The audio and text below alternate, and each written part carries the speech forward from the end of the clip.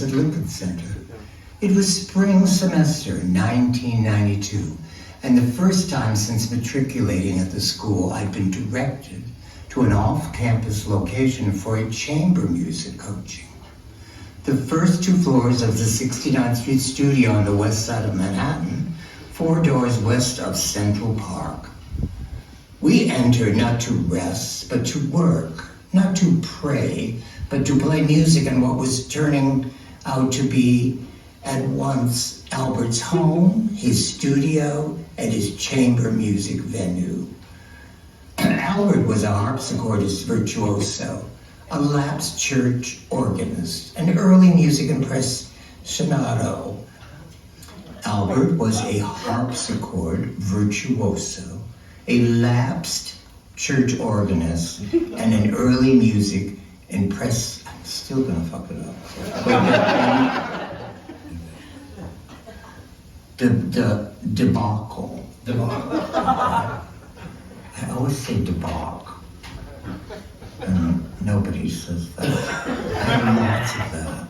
And then people make me change it. It's like the mayor of New York, I would never say his name when we were living there. He was Guglielmo. Sticky has a fit because he is a perfectionist. And I'm like, but I don't want, it's like people won't say Trump. You know, they Strump. And then one of my doctor's names is Strump. P.T. Yeah, Guglielmo. It ends up, I was right. Look what he turned out. I just never liked him. A harpsichord virtuoso, a lapsed church organist, an early music impresario, salon host, mentor, world-class conversationalist, and one of the most brilliant, charismatic, iconoclastic, and hilarious people I've ever known. His studio, the living skin of that charisma, was an exuberant mashup of antique and modern, old world and new, with a Bach harpsichord and a 19th century Steinway Model C for original instrument performances of Brahms and Liszt, presided over by a 20-panel lithograph of 18th century Paris within a trompe-l'oeil framed, painted on the wall, and graced by the queer accent of 2 9-foot artificial palms on casters, alternately obscuring the office or delineating the stage at salons. This home and chamber music hall was a movie star, having played, this doesn't make any sense to me.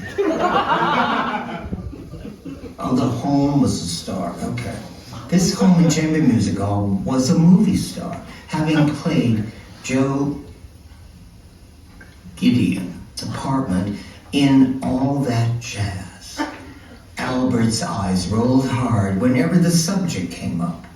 Columbia had put flowers in the bidet because otherwise no one was going to have any idea what that thing is. And on these grounds, Albert went to his grave, never having seen the film. 24 years after the bidet incident and 10 after my Juilliard graduation, Albert had recovered sufficiently to risk more shooting in the studio, and it became the site of the first interview of my first film, the experimental documentary, Apparition of the Eternal Church.